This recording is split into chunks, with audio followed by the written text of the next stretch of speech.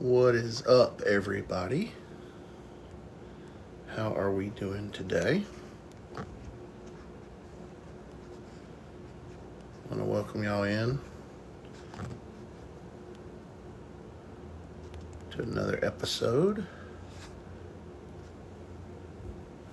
of Calling All Bowlers. I appreciate y'all.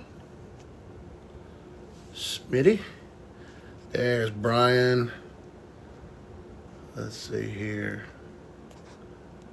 Let's get him invited in here. Got our guest coming aboard. There he is, coming in hot.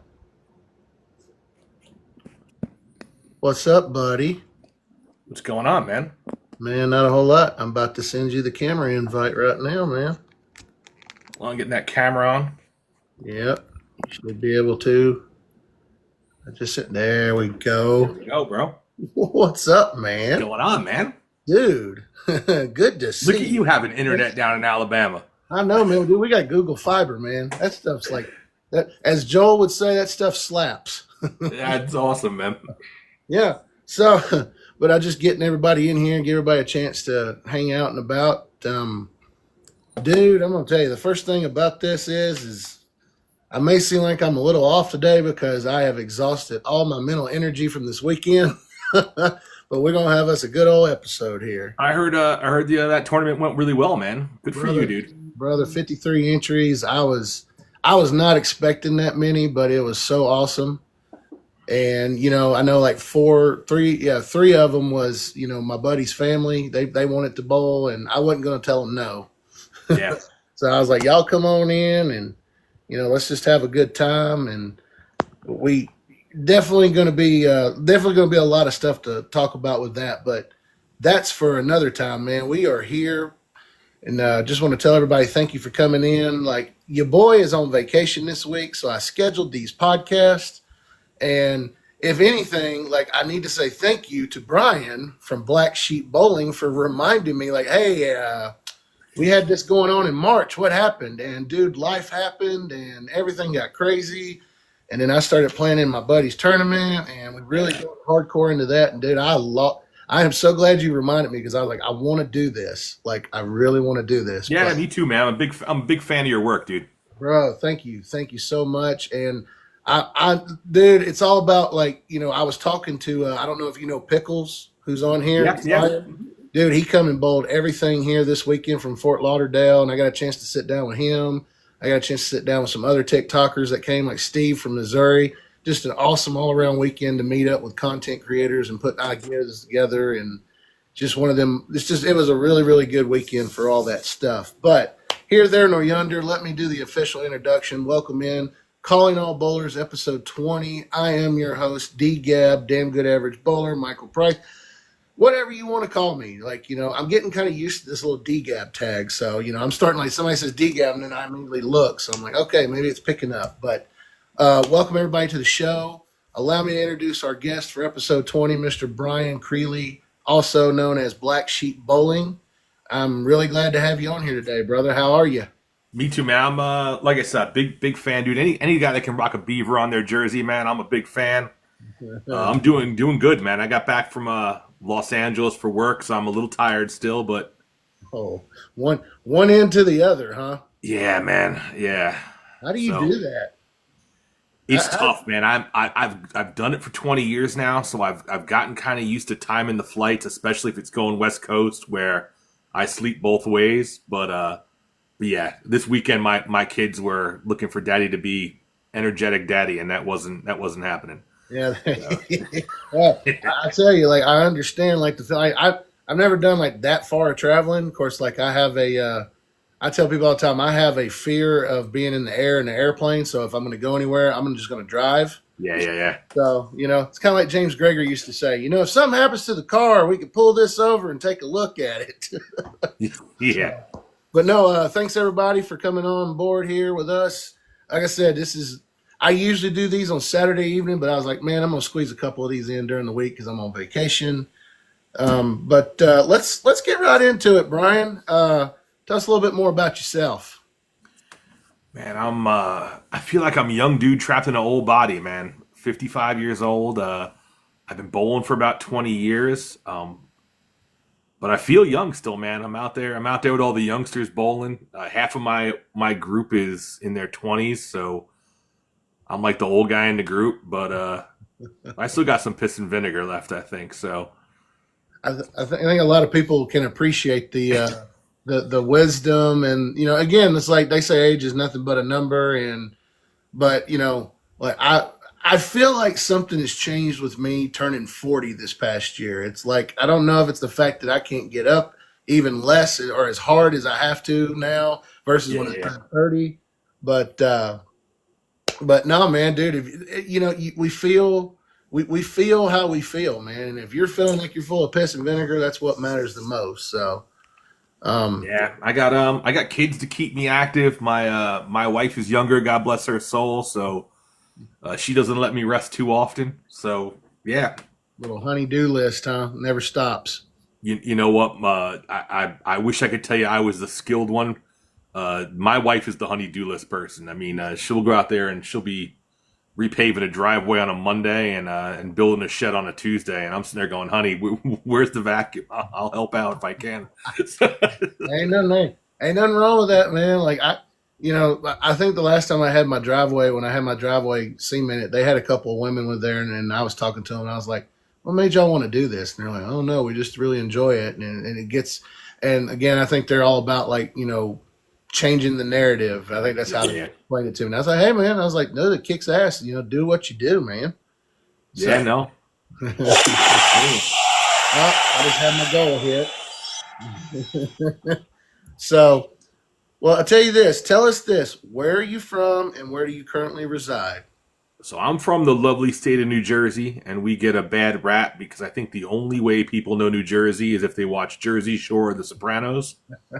But I mean, I'll tell you, man, I got all four seasons here. Yeah. I will wake up like two nights ago. There was a 400-pound black bear in my driveway. I'm an hour drive from the beach. I'm an hour long drive from the city, and I'm an hour long drive from skiing. So, other than the turnpike smelling a little bad sometimes, other than that, it's a pretty decent state to live in. Okay. Let's see. So Jersey boy through and through. I'm looking at these notes here that you Yeah, man. sent me. So what you're saying is it's a really big misperception being Oh, living in the state of New Jersey. oh, absolutely. I mean, look and listen. Not all misconceptions aren't based in truth. I mean, listen. We will go to clubs and we will fist pump all night long, and we'll do all that kind of stuff. But it's a decent state to live in. I think every state has its good stuff. I mean, listen, if you were to ask people about Alabama, I'm sure there's a lot of misconceptions about Alabama Oh too. yeah. Oh yeah. So so Yeah. yeah, so once you live there, you get used to it, and you go, man, this isn't too bad.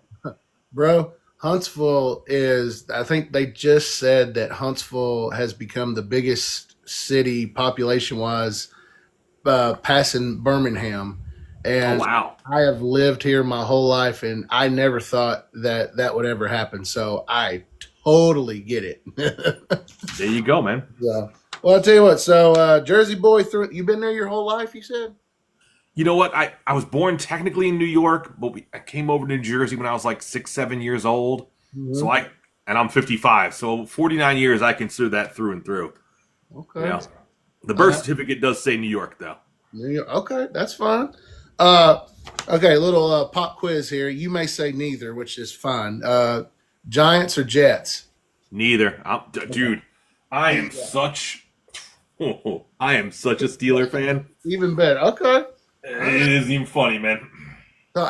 So how does that go over there in New Jersey during football season? You know what? There's a lot of people want to talk some shit, and I just ask them how many trophies they got, and then usually quiets down a little bit.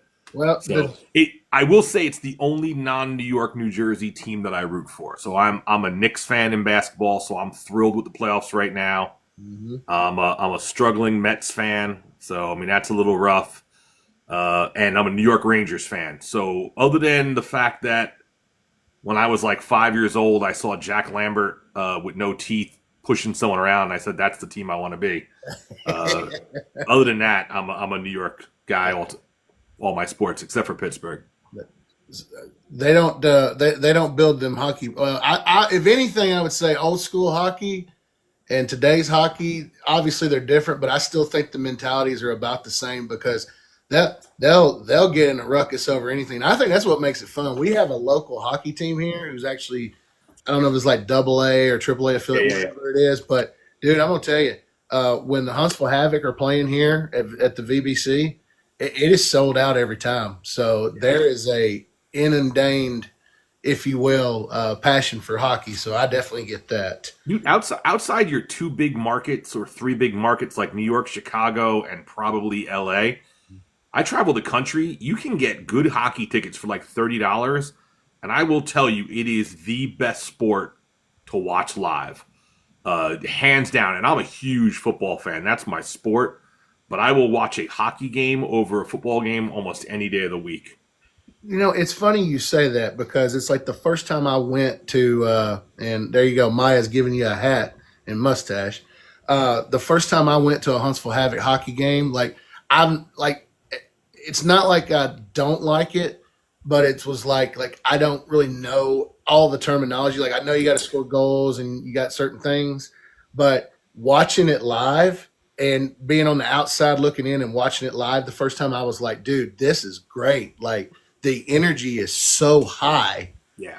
And so I get it, man. Like, dude, hockey, absolutely. And I'm that guy that'll like, when the playoffs are around for the NBA and the NHL, I'll watch those like the Stanley Cup, the NBA Yeah. Finals. Like, I'm vested. And like, no matter who's in it, it's like, oh, okay, cool. Let's see what's going on.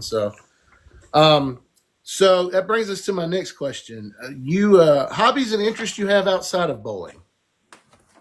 I mean, I spend a lot of time with the kids now, man, and I was never a music buff in person, but my kids both love concerts, so spend a lot of time going to concerts, it seems, lately. My wife and I took, I have 4 kids now. Last year I had 3. So I'm still spitting them out at 55. I'm like the Robert De Niro of New Jersey. But we went to See Here Now Music Festival, and we met Bruce Springsteen. Like he gave my son at his first concert the one pick he hands out at the concert. So I've been to probably 12 or 13 festivals and concerts the last 2 years. I still love photography, but I mean, other than that, bowling is probably my one true love. You know. On here, you made a reference that you play a lot of Call of Duty. Yeah, I do. Much to my wife's dismay, I probably have logged since the game launched. God, a year ago, I probably logged like 25 days worth of playing time. It's pretty stupid. I stay up late though, so my wife will go to bed, and I'll play till 2 o'clock in the morning. I'll log 4 hours a night, and it doesn't seem like a lot, but yeah, it's my headphones are right here, man. I'm ready. I'm ready to go at any given time, man. Your love for Call of Duty is like my love for The Legend of Zelda. Like I looked on my Switch the other night. I think it said I logged like 600 hours of Breath of the Wild, and it's just like, dude, when a game's good and a series is good, you're gonna go back to it. So dude, all the way, man. Call of Duty is the longest relationship I've ever been in. Right. See, that's what I tell people all the time. They're like, I don't know why you like Zelda so much. I said, there's a reason. When I was growing up, my dad, that's the only game he would watch me play. So Yeah. we got real close with that. So it's kind of like, especially ever since he passed 7 years ago, like now it's like even more of a, hey, like I feel like my dad's here looking at this game and I think he'd really enjoy it. So, we all Big deal. we find that, like I said, we go to those things that are comforting to us and what have you and what we enjoy. So no, dude, Yeah. that's badass. Well, here, let's get into the non-bowling part of giving everybody a chance to really get to know Black Sheep Bowling. Uh, what are or what were some of your life goals, and have you achieved them? And if you haven't, what's left? So I think those change as you go through life, because if you asked me what my life goals were when I was in my 20s, I would have told you making 6 figures, because I don't think my dad made 6 figures until he was probably in his 40s. So making six figures was a big deal, and that's been achieved. Finding the perfect person, that your soulmate, found that goal's checked off. I think the only two things I have left are making sure that my kids have a better life than I had. Not saying it wasn't good, but I think my dad's goal was to make my life better than his, and before him the same. So I want my four kids to have a better life. Like, I paid most of my college. So my oldest son is a freshman in college. My youngest son is 3 months old. I've got four of them. So I've got a lot of work left to do on making sure their lives are good.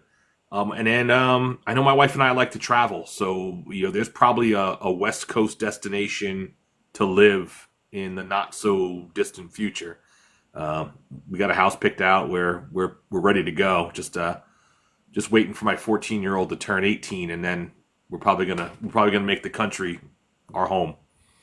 So you're gonna go East Coast to West Coast, huh? We're gonna go East Coast to West Coast, man. Her family's out there. I love it. I think my folks are gonna move to Florida, if I had to take a guess. So, once my oldest two hit 18, they're gonna go to college all over the place. So, and where I work and doesn't really matter. So my home base can be anywhere.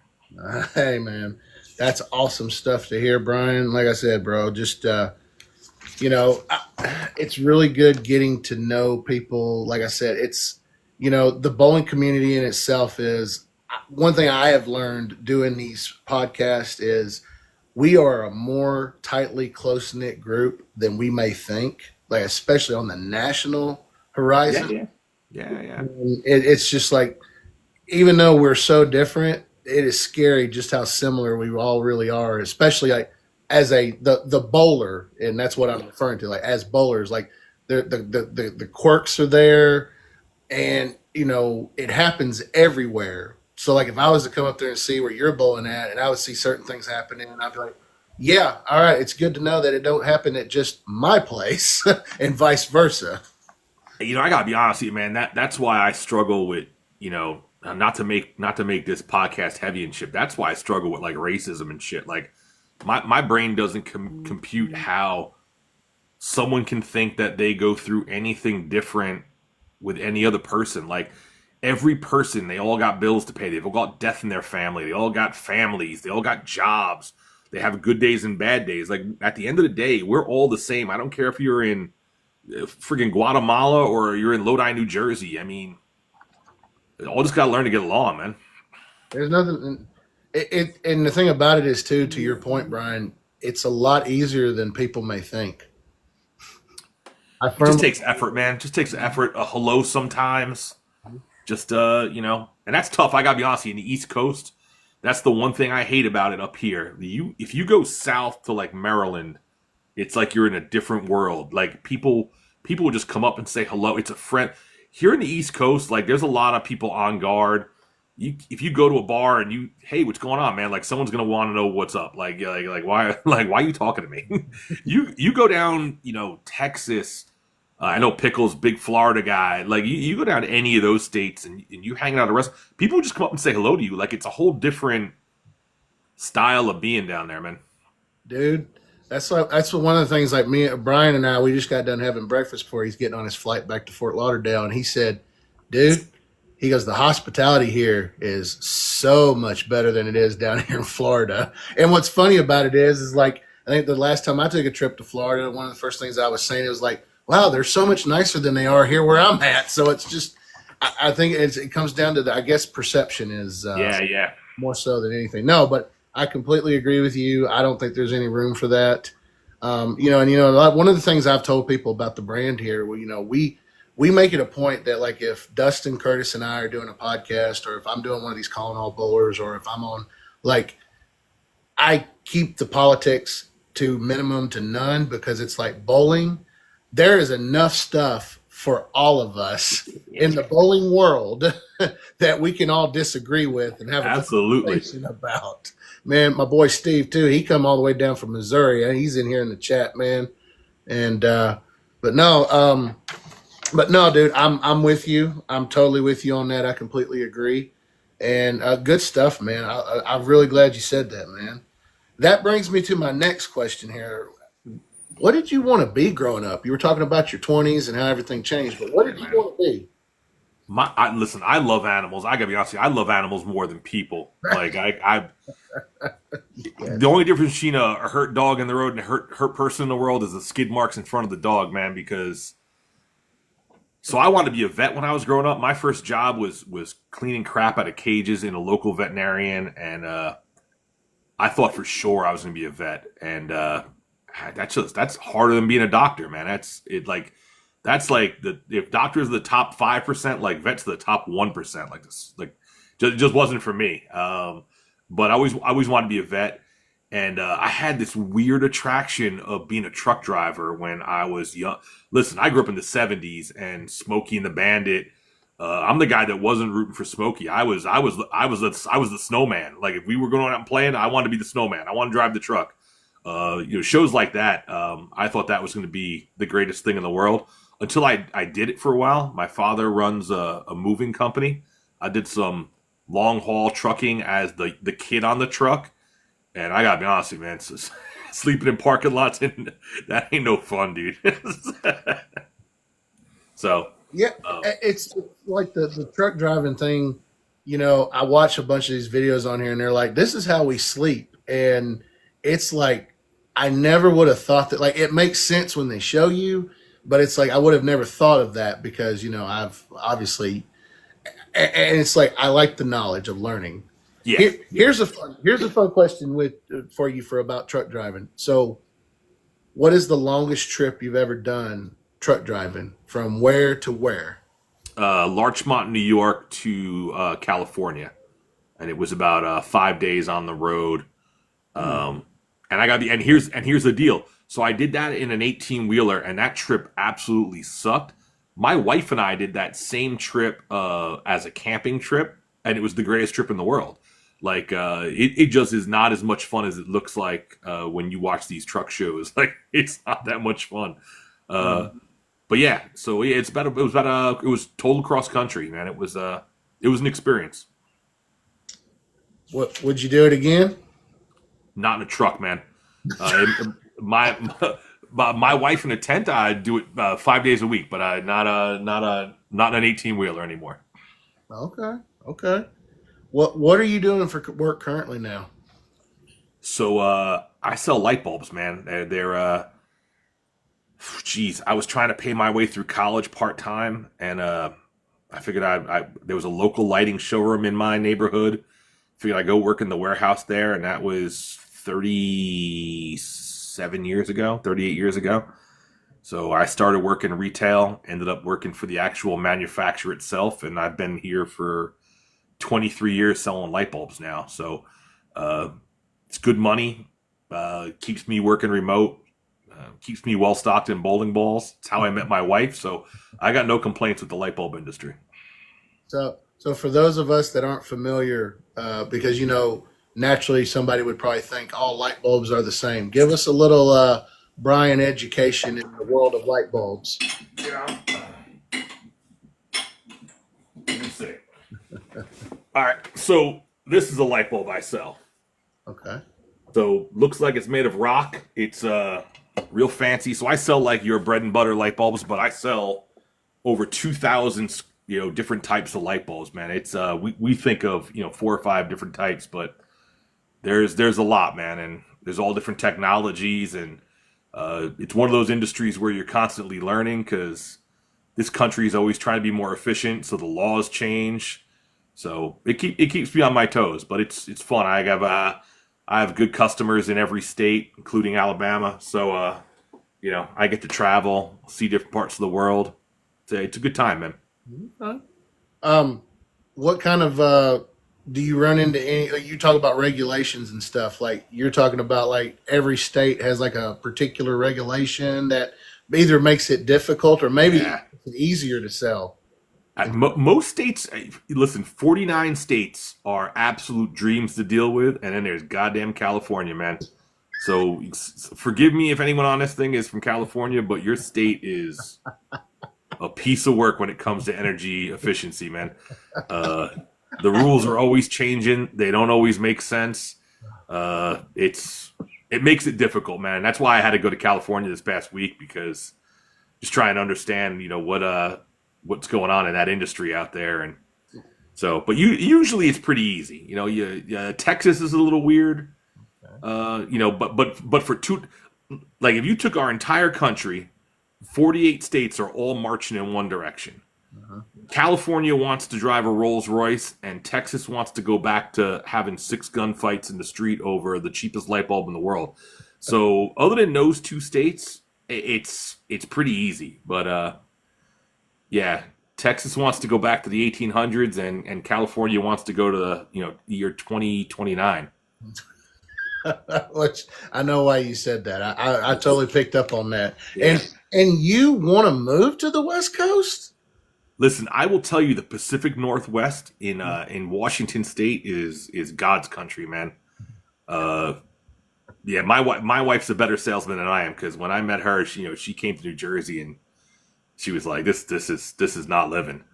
And we've been back to see her family, a lot, and that's like my second home now. Like, so the state of Washington. That's yeah, okay. Yeah, it's beautiful out there, man. It's mountains, water you can see through. You take a boat ride and see killer whales in the water. I mean, it's pretty insane. Dude, it's funny you're talking about the state of Washington, because last night at dinner, and Pickles was there. He said, I don't know if it might have not been Pickles, it might have been another guy, but he said something about the state of Washington. He says, in a span of 8 hours, you will go through all 4 seasons up there. So that's why you say that. Yeah. And if you ever want to go bowling in Washington, and you're a fan of pristine historical bowling alleys, Kenmore Lanes in Kenmore, Washington is probably my second favorite bowling alley in the country. Second favorite? Well, what's your first favorite? My home house, man, where I grew up is Lodi Lanes in New Jersey, and listen, they could not oil that place for a month, and I'd still have a soft spot for it. But it's a really good house. But the Kenmore Lanes, man, if you're from Washington, shout out Kenmore Lanes, man. Man, all right. So moving on here, Brian, what is something most people do not know about you? And just to give you a reference point, if you need to know, you said, I'll keep it family friendly. Yeah, no, I definitely wanted to keep it family friendly. But I used to do a lot of photography back, about 10 years ago. And, I had a lot of help along the way, but I ended up getting published in a bunch of magazines. It was a good time. I got to learn a whole bunch of, different elements of photography, from portrait to wedding, which was difficult, but it was a good time, man. So it's weird when you get your first cut sheet with your name and you've been published on it. And I got a couple of those framed throughout the house. It's a good feeling. So yeah, it was a semi-pro professional photographer for a while. So you're saying along the lines of what you've got framed, would it be fair to say it's something along the lines like if somebody like a band's album went gold or platinum, kind of like that? Yeah, basically, man. Like I was the cover of Toronto Home Magazine a couple years back. Did a couple rock magazines. Did a lot of good stuff, man. So it's definitely a second love of mine. I find that with a lot of kids, it's hard for me to bring out all the equipment to take pictures, but that's why I'm always on my phone, whether it be, shooting content for bowling or, taking family pictures or stuff like that. My wife and I are big fans of having a lot of memories, and I'm always taking pictures of something. My phone probably has 9,000 photos on it right now. It's funny you say that, because it's like I've been taking a lot more photos, and a couple of those that has involved my mom.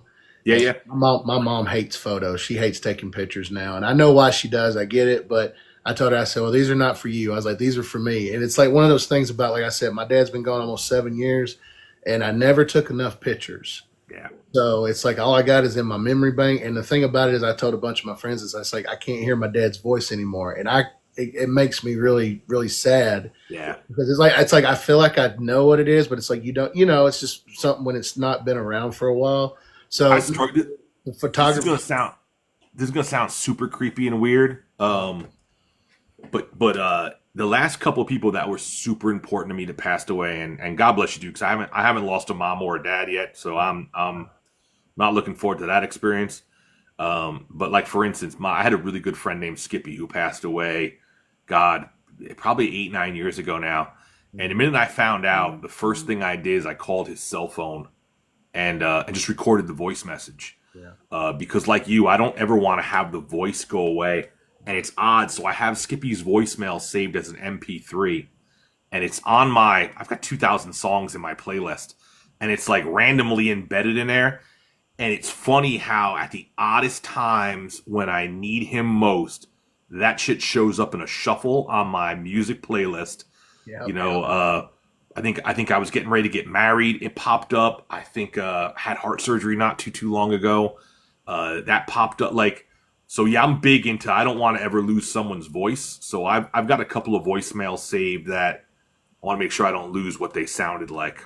Absolutely. No, there's nothing weird or creepy about that to me, by the way. I don't think anybody here in the chat listening right now would say anything bad about that either. It's just it's like I woke up one day and I was like, you know what? Just take the damn photo, okay? Don't Yes. worry about it. Like, Same it's way, just man. what it is, man. So no. So we've learned about Brian here on Calling All Bowlers episode 20. So you thought you were going to be a veterinarian.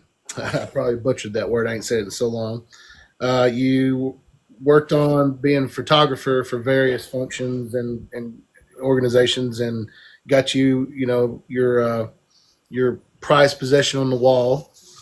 And now you're selling light bulbs. I mean, dude, it don't. That is such a dichotomy of things, man. And I mean that with the most respect because, dude, that's awesome, man. It's like Yeah. being a well-rounded individual. It's And I been don't, it's been I an don't mean interesting like life, man. I don't mean like me, like horizontally challenged or anything. Dude. Well, that's great, dude. Man, all that stuff getting to know about you, Brian, dude. That's phenomenal, and dude, it's fantastic. But that brings us to our part of the show here, where we know what we're about. We're bowlers. We know what's up with it. So let's go into it, my friend. How long have you been bowling? It's got to be 20 years now, man. I want to say it was 2003. Um, yeah, I think that was probably my first real league was 2003. I wasn't real good, but the one thing I am is super competitive, super. And I remember being in a league, and I probably averaged like 120, and I had one of those old timer guys, basically tell me that I'd never be any good. And I think that entire summer I didn't miss one day of practice at the bowling alley. And if this were a Lifetime movie, I would tell you the next season I came back and whooped his ass. I did not. I came back the next season and he whooped my ass, but he whooped my ass just a little less. Right. And I really put in the time and the effort, man. And you know, uh, yeah, I made reference to this in one of your questions. But if you want to learn anything, I think sports. There's two places I go to look. I go to the old timers because they're always willing to teach. But I'll be honest with you, I watch the girls, man. Uh, you want to learn how to fundamentally be good at something, you watch girls play. Guys are so we take our athletic ability for granted sometimes, and we're not technically savvy. But I look at if I want to learn good hand release, I watch women bowl. If I want to watch good basketball technique, I watch women's basketball. Like, listen, I'm an NBA fan. I like seeing a reverse dunk once in a while. But if my kid were to ask me, "Hey, Dad, I want to learn how to bowl," we would sit down and watch Liz Johnson or Daria Payuk or one of those because they're just so fundamentally sound. And even on the team I bowl in, and they are my four all-time favorite people. I probably have the highest average on the team. My buddy Ryan is the guy that just shows up and he's happy if he hits 180. But the girl on our team, Nicole, she bowled in college. She's the most technically sound out of all of us. I'm the last person to ask for technique tips. Like, Nicole is the person to watch if you want to learn how to bowl. So yeah, I've been doing it about 22 years now, I think. Boy, you started bowling right around when I graduated high school. Oh my goodness! And even Yeah, man. even Joe in here said 2003. That's when I was born. Holy cow! Okay, so officially started 2002, 2003. Um, how league wise, like how many leagues are you like? How many leagues were you bowling in when you started versus how many leagues you're doing now? So it was kind of like a bell curve, man. Like when I started out, I was just learning. No one really knew who the hell I was, so I wasn't really being asked for on a lot of leagues. So I started out bowling like one league. At its height about 10 years ago, I was probably doing 3 nights a week plus subbing one night. And now I'm down to one night a week. I sub occasionally and I bowl UBA. And that was kind of the handshake agreement my wife and I had is when we realized we were going to have, add to the family. I couldn't be out 2-3 nights a week anymore. So I said, let me keep one night so I have my sanity, and I'll keep it to that. And then occasionally she lets me off my leash to sub once in a while, and then UBA's on the weekends. So I've been hearing more and more about UBA. Tell us, everybody here in the chat. Tell us about UBA. What is that? UBA is it's technically the Underground Bowling Association. I recommend it. It's not for everyone. It's got a culture of being a little loud, a little raucous, but it brings out the best bowlers. And it's a traveling team. It's broken up into divisions. I want to say they're in probably 10 to 12 states in the country. I bowl in the Northeast, which is kind of where it started. And we bowl for money. And there's a prize fund at the end of the year, and you travel. So, I mean, we have a home house. Other teams have home houses. So, we'll have ranking matches that'll be home and away. It's a good time, man. And I will tell you that UBA also does a singles division. And if you really want to get better at bowling, like if you want to be like ice and veins, bowl singles. Bowl where no one bails you out.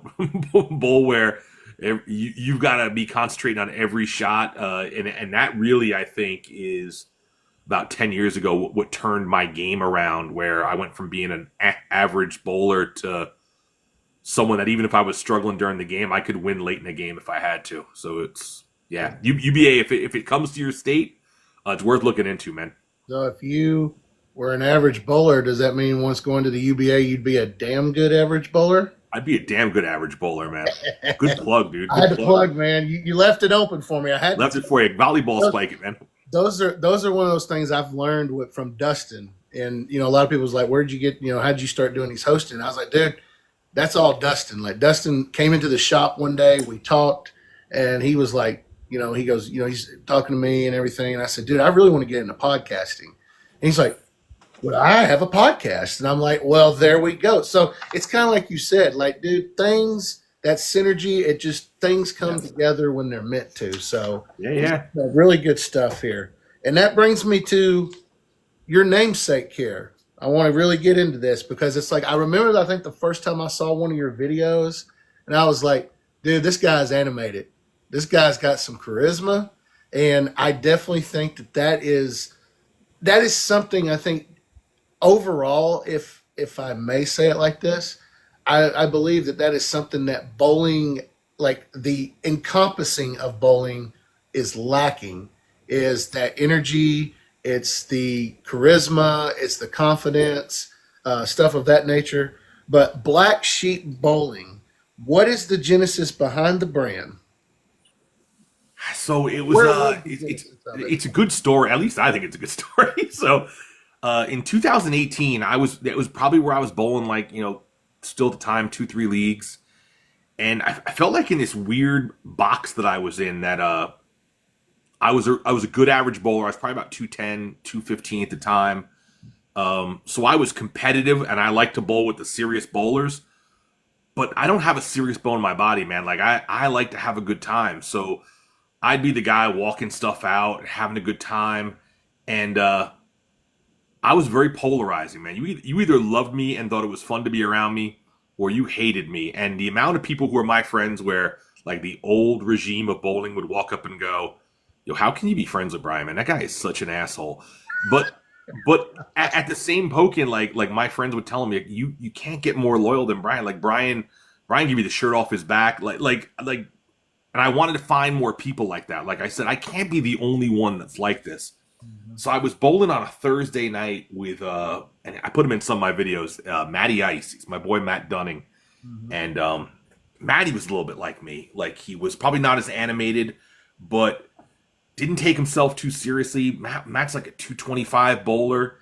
And we're like, where are all the guys that bowl that are good, but they just want to have a good time, man? It's not about, we all make more money in our jobs than we do in these prize funds. So why is everyone treating us like they're winning $1 million?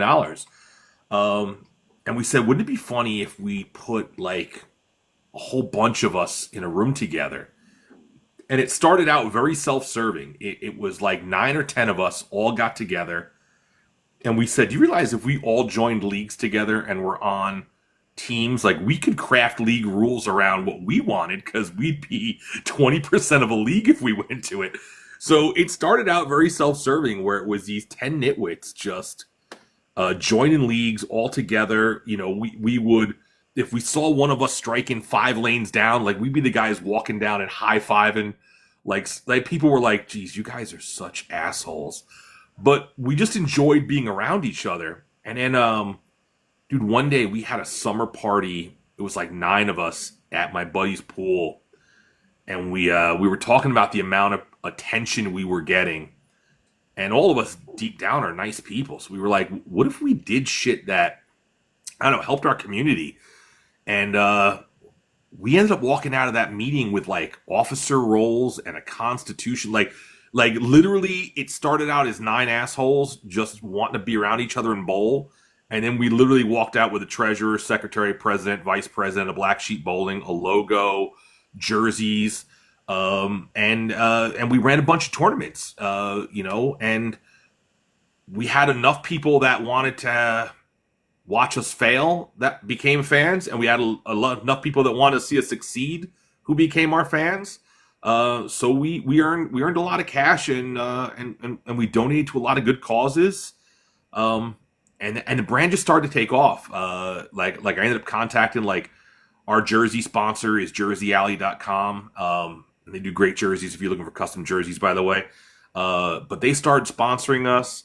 Our house in 2020, when COVID shut everybody down, I was running 2 leagues at the time. And I try and run leagues like a businessman. If it ain't making money, it ain't worth money. And midway through the shutdown, things were not looking good for our bowling center. And I called the treasurers of our 2 leagues together and said, listen, I was making it so that the gaming was earning us extra money that wasn't for the prize fund, that was going to be for a rainy day.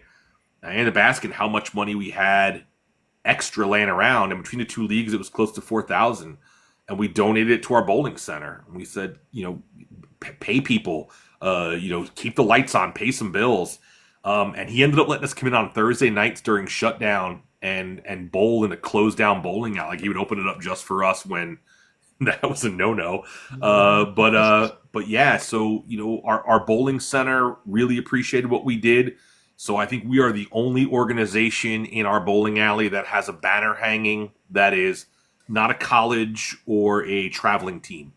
And we try and take care of each other, man. We've grown into family. Like, my big brother Rudy, my kids call him their blunkle, because he's their black uncle. Mm-hmm. And every one of my members, and there's about 20 of us, have been to my house. They've watched my kids. I've been to their weddings. Like, we're really family. Like, we'll do anything for each other. And it's nice because there's enough of us to be able to do stuff. Like, we a couple years back, our local township was having families that were struggling, and we bought an entire family of 5 their Christmas gifts. I mean, like, laptop, bicycles, the whole 9 yards. We just donated everything. And somewhere around here, I think I have the letter from the people that were like that thanked us. And it's just a great feeling when you know you can do something for someone else. So yeah, that's kind of the start of Black Sheep Bowling, and we're still going strong, man. We're 7 years in now to 2025. Yeah, we're 7 years in. I've got members down in Florida, although they don't bowl anymore. I've got a member in North Carolina. And I've got two members that are probably going to get married and move down to South Carolina. So we will be in like 4 states soon. Thanks, man, dude. I'm telling you, awesome stuff here, Brian. I'm really enjoying hearing this. Especially like you said during the COVID, there's a lot of uncertainty for a lot of us, Yeah. especially in the bowling industry. I know I was one of those. We had to go home, and at first everybody was like, "Oh, wow, great! We get to get paid and sit at home." And then for just 2 weeks, and then that turned into 2.5. Some states for 3 or 4 or 5 months, and it was like, "All right, we're getting restless here." Yeah, I don't know if it's the same way for you, but that sitting home thing, I don't think works for a lot of people. If you think about it, if you're in our community, and our community's different than a lot of other communities, like if you look at softball leagues, not a lot of people are hanging out in softball leagues, but bowlers, it's our night out. It's our chance to socialize. It's when we get to see the boys. It's when we get to let off some steam. I would have a hard time sitting home, man. I couldn't imagine not being able to share shit with the people I was closest with, other than family. And yeah, it was rough, COVID, man. But we made it by, and we're back to doing what we love doing, and that's all that matters now. So it's like we evolve and we survive, and we keep moving forward. So that brings me to my next question. So you told us about the genesis of Black Sheep Bowling. You've done a lot of good philanthropy work, which I've told a bunch of people. I was like, I think that's what DGAB is all about now. Community, philanthropy, love of the game, et cetera, et cetera. What does the future hold for Black Sheep Bowling now? Like, what's the vision 5, 10 years down the line? So we it wasn't all rainbows and puppies for us. So we learned a hard lesson that I think a lot of companies learn, and that is, as we got popular, we let a lot of people in, and we've got a constitution that basically limits how we let people in. Like, you've really got to be vetted to get in, because we're inviting you into a family. It's not a business.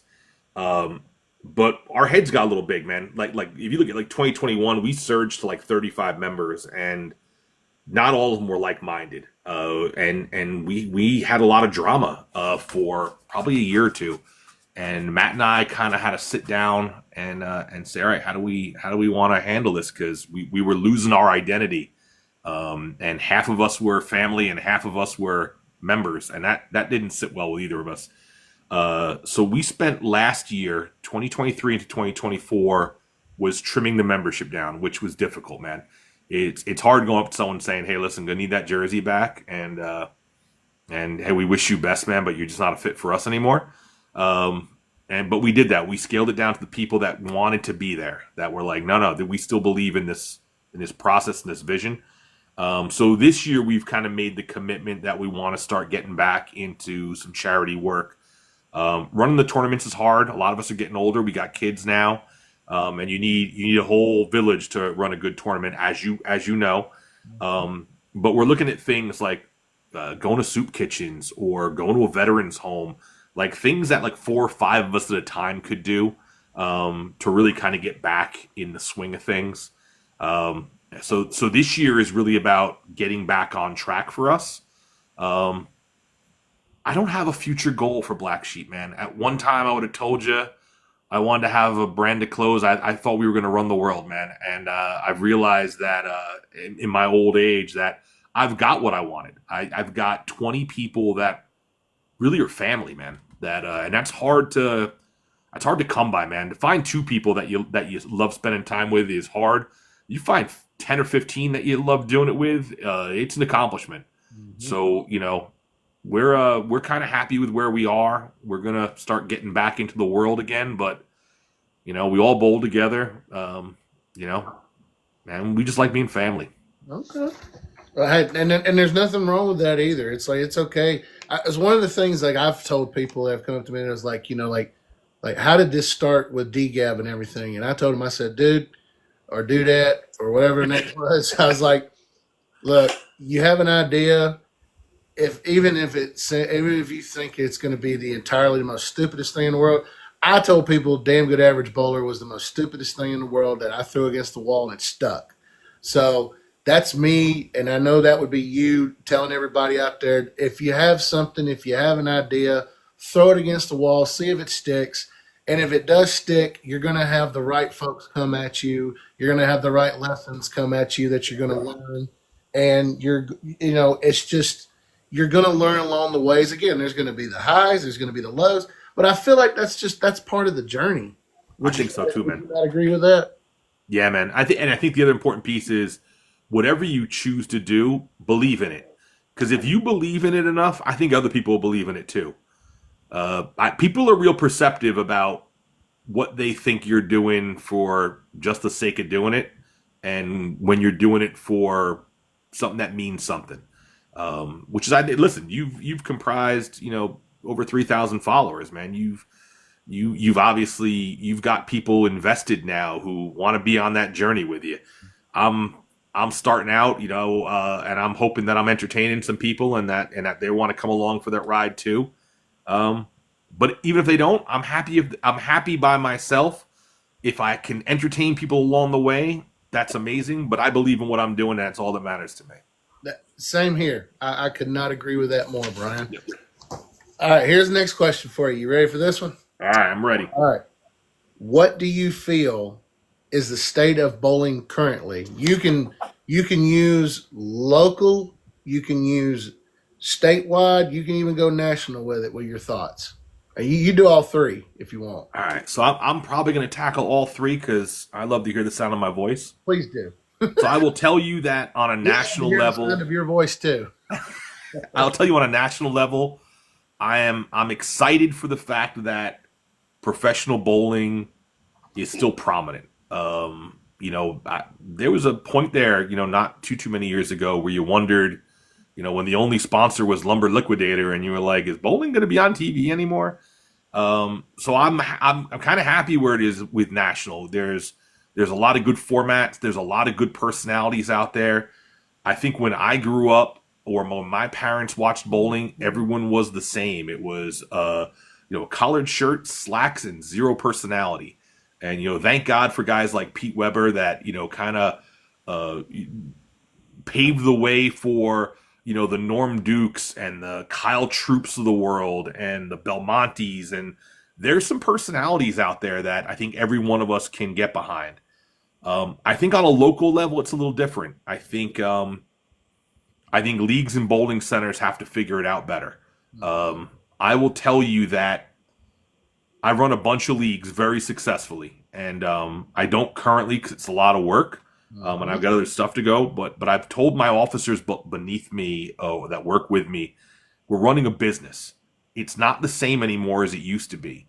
If a family has or a person has one night and $50 a week to spend, 12 leagues are competing for that one person.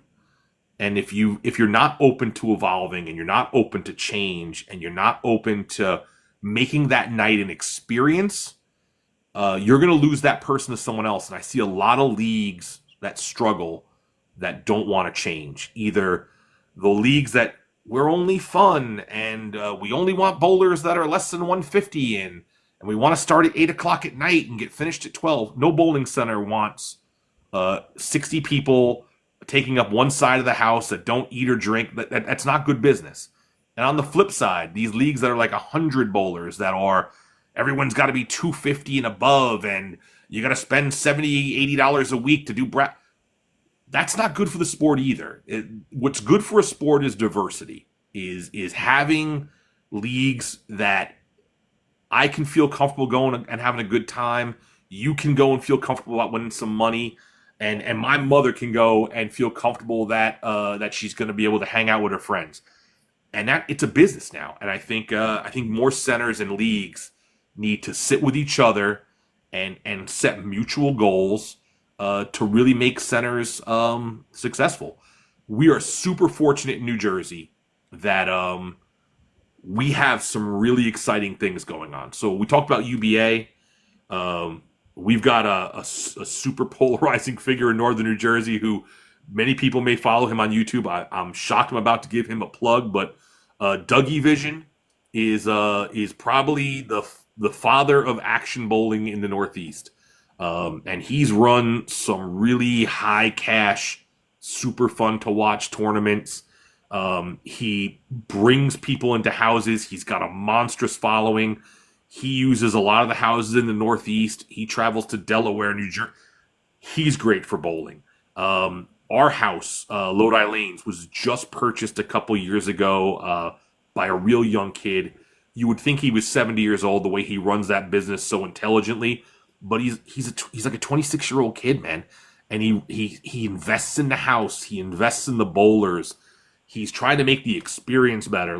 So I'm fortunate. I think the Northeast is doing it right. But I do travel the country, and I see a lot of struggling houses, man, that don't want to evolve. And I think that's if you're not changing, you're not growing, man. That's just the way it is. There's a old saying. It says you either evolve or you perish. Absolutely, man. Absolutely. I think that's a big point to your point of what you were talking about, which makes total sense. And that brings me to my next question about that. And maybe you can elaborate a little bit more on it. You say you've visited a bunch of different places, around the country, bowling center wise and everything. Why do you think they are reluctant to evolve? You've got to take a leap of faith to change. So if you're a bowling center and you're hanging on and your 70% of your revenue is coming from the 2 nights that are open bowling nights, and it's tough to take that leap of faith and go, I'm going to bring more leagues in and have less open bowling, and I'm going to try and change the format, and I'm going to invest in better lighting, and I'm going to invest in better food in the snack bars so that people want to spend more time here. Like that, at the end of the day, this is people's economies we're dealing with and people's finances. So it's a tough leap of faith. But any business, whether it's bowling or otherwise, if you were building a dog walking place, like, you've got to make it attractive for people to come. And I think even before that, you've got to decide, who do you want to come? Like Bolero is pretty set that, these fancier houses, they don't want league bowlers. They want people that want to come and spend, $16, $17 a game and spend, $200 for a pair for the night. That's fine. Then be the best you can be at that. But if you're some house in Illinois that's kind of looks like it's still from the 1980s, and you want to get leagues in there, you've got to make it attractive. How many bowling centers are within 20 miles of you that you're competing with, and why do they spend more or less time at your center than in another center? So I think it's rough. It's a big leap of faith you've got to take, and I hate to say this, man, us bowlers are not that smart sometimes. And when you look at most of the houses, who are they owned by? They're owned by bowlers. And listen, it takes a little bit to get in that head sometimes. So you run the place the way you think you want it run, but that isn't always the best way to run it, man. Okay. No, good stuff right there. Good stuff. Right here, right now, again, you're talking about, I asked you earlier, life goals. I think we get to this part of the program where now your bowling goals. And if you've accomplished something you had set, tell us about it. If there's something you have not, tell us about that. And what, obviously, like I said, the brand you have built is absolutely wonderful. And it sounds like you guys are on the beaten path. And another thing I wanted to say before you answer this question is, you were talking earlier about whether bowling centers, needed better lighting. I just want everybody out there to know that the guy on this side of me right here that I'm going near, he knows stuff about lighting. So yeah, we're getting it. Yeah, this one. but for real, like bowling goals wise though, that was a good plug, by the way. I think. Appreciate it, man. Appreciate it. I wasn't as smooth as the last one, but hey, Well, you set me up better than I set you up. I was not good at setting you up. Hey, I'm being the host. I'm doing it for you, my friend. I appreciate it. Bowling goals, man, they're always changing for me. So if I were to stop bowling tomorrow, I'd be happy in the fact that I've got enough 300s where I'm not embarrassed. I think I have 11, and I've bowled 800 once. And 800's hard, man. It's hard. So my goals are always to do more of the same. That being said, if I were to look at my two overarching goals that are probably the ones that are in my line of sight right now, from a statistical standpoint, is to be better on my 10 pins. I'm a numbers nerd when it comes to bowling. So I've got the book I write things in. The book goes into the app. The app gives me data on every house I'm in, every league. And I'm about an 82% 10 pin thrower, which is horrible. And I'd like to be at 85, 90. Just because it frustrates me that, you can hit a rack of 10 and then the one little pin and you can't hit that. That frustrates me. But I think the bigger goal for me, and I've started to accomplish it, is I'm not chasing league victories anymore. I used to. It consumed me. How do I find 3 other bowlers, whether I like them or not, that we're going to complement each other and dominate a league? And you spend 36 weeks with people you don't really care for, or they're just acquaintances. It's a lot of time spent chasing something that's not that important in the grand scheme of things. So like the team I bowl with on Wednesdays, like I shit you not, man. I just fucking love all 3 of those people. And win or lose, we walk out of there drama free, laughing our asses off. And we're good bowlers, but we don't take it too seriously. And we enjoy, like, we've actually gotten to the point where it's kind of a running joke on my Facebook page that we take a team picture every Wednesday night after done bowling. And it's a sad picture when we lose, and it's a happy picture when we win. And we put some effort into it. Like one night, our buddy Ryan had to leave was missing because his wife was giving birth, and we won. And our team picture was Evan and I delivering a bowling ball birth from Nicole. I mean, that's the kind of fun we like to have. So win or lose, that's all I want. I want to bowl with people that I enjoy spending time with, because 36 weeks of my life is a long time, and I want those weeks to be happy. So those are really the 2 main goals: be better at my 10 pins and enjoy every night of bowling I have. To your point, I love what you just said. And we have a really super competitive 8:30 league on Wednesday nights here, that this was the first time in probably about 20 years I didn't bowl it. And I was being asked, it's like, I don't understand why you don't bowl this league. Like, you are more than capable. And I was like, first and foremost, I appreciate the compliment. That means a lot. But my breaking point, not this past season, but the season before, was, Brian, I shot 801 and I left in a miserable mood. And when I got home that night, and when you get home and my mom comes out and she sees I'm like 2 shades of red, and I said, she's seen me at my best and my worst, most definitely. But she goes, well, how'd you do tonight? I said, I rolled really good. I shot 801. Like, 800's a big deal, right? Yeah.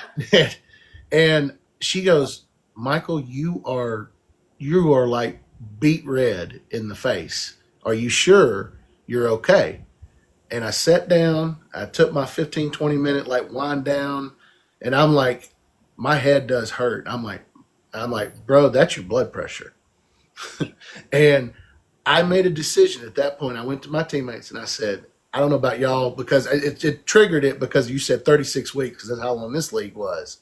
And first and foremost, anybody out there that bowls 36 weeks, God bless you. Thank you for what you do. It is a lot of time, effort, and energy, and it is way too freaking long to bowl a league. 28 to 32 for the winter will suffice.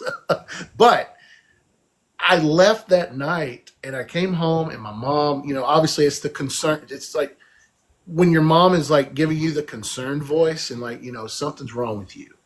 And I woke up the next morning and I felt totally good. And I was like, hey, I did this last night, but I still left upset. And some people would probably look at you and say, you shot 800. What's there to be upset about? I was like, y'all don't understand the situation. It's circumstantial.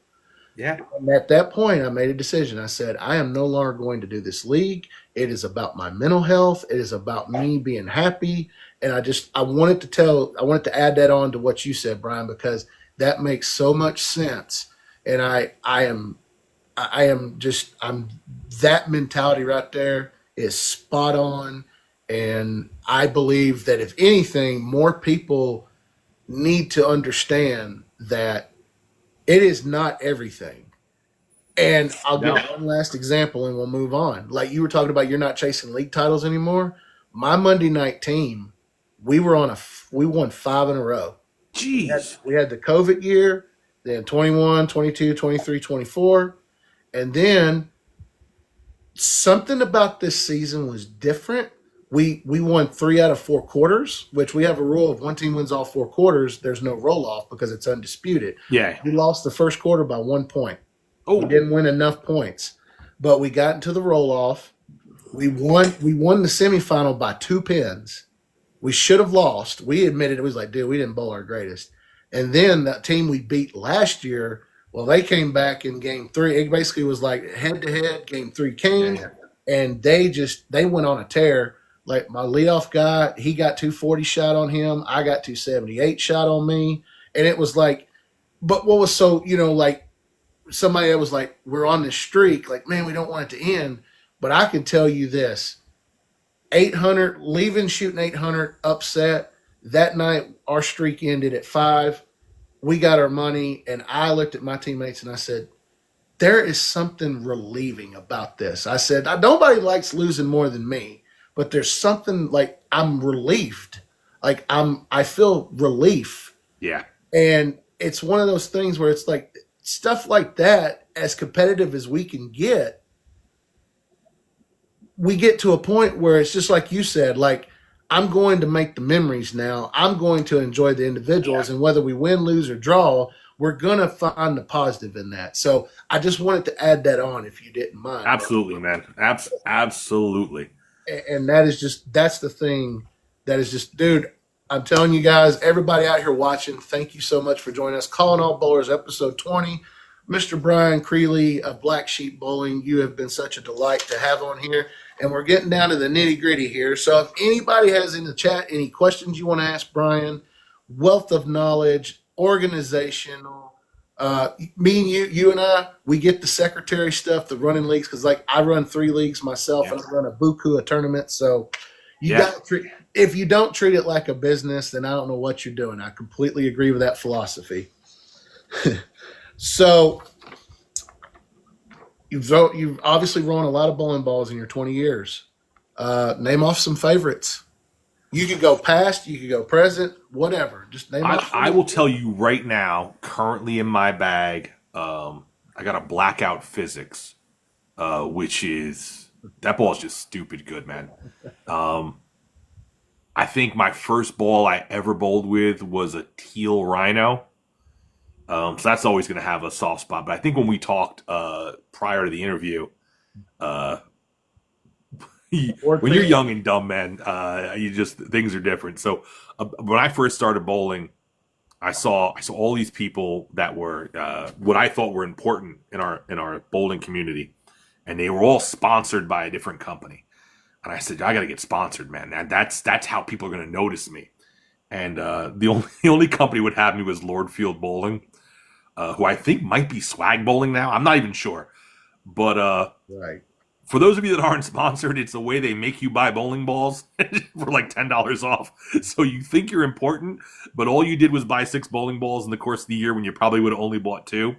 But if that's important to you, God bless you. But one of the bowling balls they came out with was a pink bowling ball called the Bloody Cross, which I have never seen since then. No one's ever thrown it. It sits in my window right now about 10 feet from me. And it was the first ball I got as a sponsored by a bowling ball company bowler. And that's like my soft spot. So back when I was a self-proclaimed big deal in bowling, I was sponsored by Lordfield. So, but yeah, go get yourself a Blackout Physics, man. That ball's the shit, dude.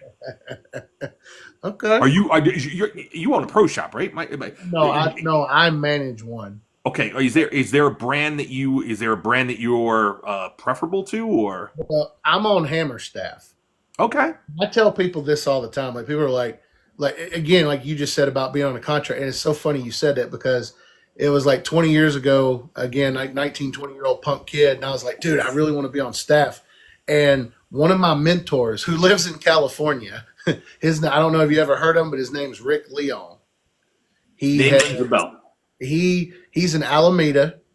He was in an AMF house, and then he said their rent got so ridiculous, he just started doing stuff in his garage if people wanted something drilled. Very technically savvy, like really good like source of knowledge. We could not talk for a year, and we get on the phone, and it's like we picked up from the last conversation. I'm sure you have people like that, and I could tell you the last time I had a conversation with Rick, he was talking. He goes, how you feeling about the business? And I said a few choice expletives, and he started cracking up. He goes, Mikey, he goes, you're starting to get it, buddy. You're starting to understand. Took you long enough. Yeah, and it was like, but again, it's like 20 years ago when you're younger. Like I'm like some punk 19, 20-year-old kid, and I'm like, I'm bowling every day because one, I've got the energy, and then two, it's like, this is what I want. And it's like, now I've got it. I'm appreciative of it. No doubt. Please don't get that twisted. But it's a different dynamic now. I believe that's what I'm going with. So it's like, you got to find those things. Like I'm extremely grateful. Like I said, Hammer's had some really good pieces. Like I said, I've shot, last year I shot 3 300s, 2 with the Effect, 1 with the Pure Envy. I had a couple of 800s with the Pure Envy and with the Effect, of course. And, to me, they've put out really good pieces. And it's just the thing about it, I believe, that comes down to it is brand loyalty, big time thing in the business. Like I said, you've got your bowlers, the hardcore bowlers. They're like, whether it's like they're all Motive or they're all Storm or they're all Hammer, Brunswick, whatever you may think, it's just one of those things where, to me, in the shop, I want to drill whatever you want me to drill. I don't have I don't have a preference. I mean, obviously I'm going to sell, obviously if you ask me about Hammer, I'm going to tell you about Hammer first and everything. Yeah. But being a pro shop operator, you got to know everything as far as the bowling balls go, and you got to know what they do. And, even if you're even if you're under contract or on brand or whatever the case may be, you still have to have that, whereabout, know about of what's going on. Yeah. So no, it makes perfect sense. Before we get towards the end of this, again, guys, if y'all have any questions for Brian, please throw them in the chat. And we're getting down to the nitty gritty here. So and I think you kind of elaborated on this earlier. You kind of brought it in, but we get to the part of the episode where the guest picks the bowling topic. So, what is something you want to discuss more about bowling related? I think you made mention about fundamentals. Watch the ladies bowl. Yeah, man. If you're putting, listen, I try and put content out there. I know I'm not the best bowler, although I only post strikes. But trust me, there's a lot of non-strikes that are happening out there. But the girls are doing great content, man. They put a lot of effort into it. I spent a lot of time like trying to emulate what the girls are doing out there. Girls like Steph Strikes Again. Watch her stuff a lot. Obviously, you've got like the big names like Sarah Bowles and things along those lines. And girls put a lot of effort into their content, and us guys, we just get up there and try and heave strikes at 100 miles an hour. So we got to be better. We got to be a better showing for us guys, man. Well, we don't have the certain appeal for sure, so we've got to work twice as hard, I would say. Next week, all my content's going to be in yoga pants. Oh, that's going to be awesome. We'll see if we can get some more viewers that way. You make sure you tag me in that. I want to see that when it drops. I want to see that, brother. No, but you're absolutely right. Like I said, I feel like from the fundamental standpoint, watching the ladies bowl is just it's. I just feel like some of us, maybe most of us, we make this game more difficult than it needs to be. And simplicity is such a thing. Here in Huntsville, we have a bowler, one of my mentors, his name's Tony Churchy. And if anybody wants to see that episode of the DGAP podcast, it's on the YouTube channel. Go check it out. I will argue with anybody that Tony is arguably the best bowler in the state of Alabama. And I say that because I out averaged him last year, and it took me 20 years to do it. So that is like a monumental achievement. But good stuff. He is like a profound source of knowledge. But the thing about it is, I use him almost 100% of the time as a reference for like the high schoolers that come in here and they're bowling and they're trying to just hook the whole lane and two-hand. Not that there's anything wrong with that. I'm not knocking it. But I'm like, you want to score high, right? Yeah. I was like, okay, cool. Let me show you film of Tony, and then some of them will be in here and they'll watch him in person bowl, and I'm like, look at him. They're like, he's not really doing a whole lot. I said, exactly. Look how many times he strikes a game. When you're throwing up 7, 8, 9, 10 strikes or a perfect 300, and your style is just dumping it right up 10 on a house shot. Again, it goes back to what I'm saying about complicated. You don't have to make this game complicated. It is a lot more simplified than what we may want to think in our heads. So, again, not a knock on two-handed. No. Do what it is, but I'm just saying, if you get lost in transition, think simplicity. It helps more than you may know. Dude, Norm Duke made a career out of throwing up 5. Thank you. Yeah. Norm Duke is the only guy I know could shoot 280, and he lost the title match. Yeah. And that's probably the most, like, out of all the pros that I've watched, dude, I've never heard anybody I've ever interviewed or I've ever talked to. Nobody has ever had one bad word to say about Norm. Yeah. One of my bowling idols, man. I love me some Norm Duke, man. I concur. Absolutely. I mean, like, Pete Weber is brash and entertaining, and, you want to put yourself in Pete's shoes, but the guy that is versatile, who could play up the 5 board and can hook the 20 or 25 board, that's Norm Duke all the way. Yeah. So, all right. Well, again, guys, like I said, if you have any questions for Brian, please post them in the chat now. We're getting towards the end here. The final couple of questions I have for you, Brian. Really, really important question here. What has been the biggest life lesson or most important life lesson you have ever learned? I think I've got 2, man, that have always kind of resonated with me. But one is not to care what other people think about you. You just do what you do, man. Worry about what you can control. People are going to hate you regardless whether you try to have them not hate you or not. So I just kind of go about being me. If I can put my head on a pillow at night, that's all that matters to me. And then I will tell you one of the things that someone told me a long time ago, which took me a while to understand it, is in the game of poker, it's not always the best hand that wins. It's the person that's willing to bet the most that wins. And that just means, man, if you're willing to put in the work, like, I'm not the most athletic guy in the world, man. Never have been.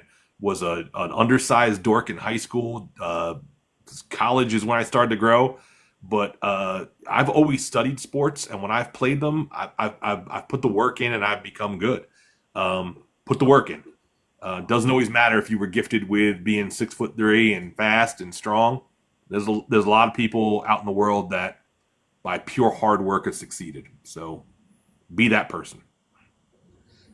And then, you said that in your points here. You also, if I may add on here, you said, don't worry about the haters and what they think of you, because more than likely they hate you because they wish they were a part of you in some way. Yeah. Get that a lot, man. A lot of people want to knock you, probably because there's something they're jealous of, quite frankly. Okay. Well, this is the time right here. Last call. Anybody's got questions, please do it so now. But we're at the point. Brian, it's been a pleasure, man. Dude, plug in all of your social media outlets for us so we can find you. We're Black Sheep Bowling on Instagram, and then follow me on TikTok, man. So TikTok and Instagram? Yeah, that's really it, man. I mean, we got a Facebook page, but I don't put a lot of content on there. But Instagram and TikTok is where we're pushing the love. Okay. Well, all right, Brian. I appreciate it, bro. Black Sheep Bowling joining us for Calling All Bowlers episode 20. Brian, it has been awesome getting to know you. Absolutely, man. Picking your brain. We'll do this again sometime, man. Yeah, dude, absolutely. We get on some shows, and I'm sure we got a lot more stuff coming up with DGAB, and Sure. you know, we do have a. I know we're planning a podcast for May 31st for the DGAB podcast. Sure. Well, you know, we're kind of going to review everything and go over the Derek Tate Memorial Tournament, which was an absolute success. And, you know, again, guys, like I said, for DGAB here, like, follow, subscribe here on TikTok. Go to our YouTube channel. Give us a subscribe there. For those of y'all, if you didn't have a chance, I will be uploading this episode onto the YouTube channel if you want to go back and watch the replay. But once again, like I said, Facebook, Instagram, we're all over the place. But Brian, it has been an absolute pleasure having you on here. Absolutely. My pleasure, man. And dude, keep doing what you're doing. I love what you're doing with your brand. I love the philanthropy work you're doing. And you guys keep on keeping on, brother. Beaver strong, baby. All right, man. Well, thank you once again. This has been Calling All Bowlers episode 20. I appreciate every single one of y'all. Everybody, y'all have a wonderful day. Brian, thank you, sir. Peace out, everybody.